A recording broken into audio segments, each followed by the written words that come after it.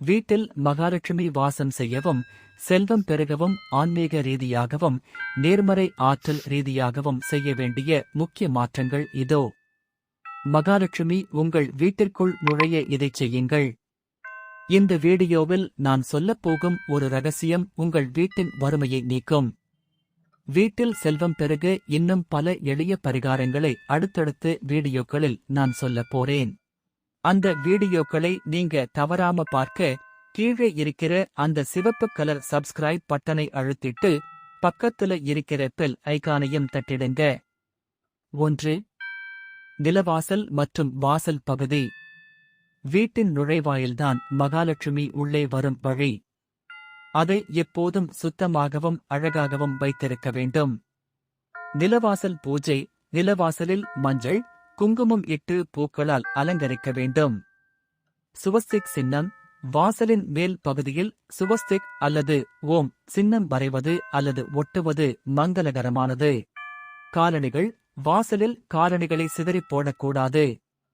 அவற்றை ஒரு ஓரமாக அல்லது மறைவான இடத்தில் வைக்க வேண்டும். 2. சுத்தம் மற்றும் வெளிச்சம். மகாலட்சுமிக்கு சுத்தம் என்பது மிகவும் பிடிக்கும். குப்பை மற்றும் இருள் இருக்கும் இடத்தில் அன்னை தங்க மாட்டார். மாலை நேர விளக்கு. தினமும் மாலை 6 மணிக்கு வீட்டின் அனைத்து அறைகளிலும் விளக்கேற்ற வேண்டும். முக்கியமாக வாசலில் விளக்கேற்றுவது லட்சுமி கடாட்சத்தை தரும். பழைய பொருட்கள்.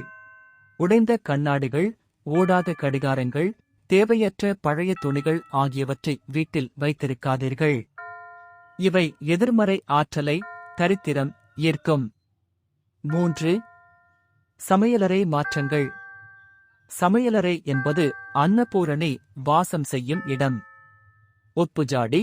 கல் உப்பை எப்போதும் பீங்கான் அல்லது கண்ணாடி ஜாடியில் போட்டு வைக்கவும்.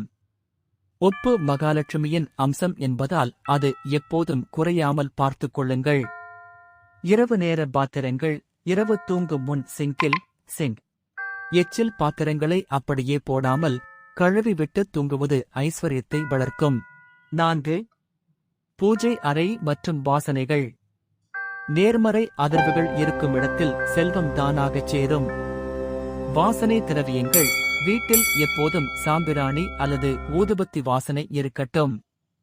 மல்லிகை பூ, தாமரை பூ போன்றவற்றை அன்னைக்கு சாற்றுவது சிறப்பு. குபேர மூலை. வீட்டின் தென்மேற்கு மூலையை சுத்தமாக வைத்திருக்க வேண்டும். அங்கு கனமான பீரோ அல்லது பணப்பெட்டியை வைக்கலாம். கடைபிடிக்க வேண்டிய எளிய பழக்கங்கள். வெள்ளிக்கிழமை பூஜை. மகாலட்சுமிக்கு உகந்த நாள். அன்று இனிப்பு நிவேதனம் செய்வது சிறப்பு. பசு வழிபாடு.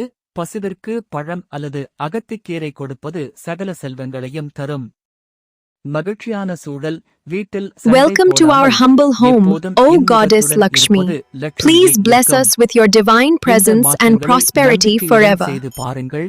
வீட்டில் நிச்சயம் நேர்மறையான மாற்றங்களை உணர்வீர்கள். உங்கள் வீட்டில் நீங்கள் தற்போது வழக்கமாகச் செய்யும் சிறப்பு வழிபாடு எது என்பது பற்றி கமெண்டில் தெரிவியுங்கள். அடுத்த பதிவில் நான் உங்களை சந்திக்கிறேன். நன்றி.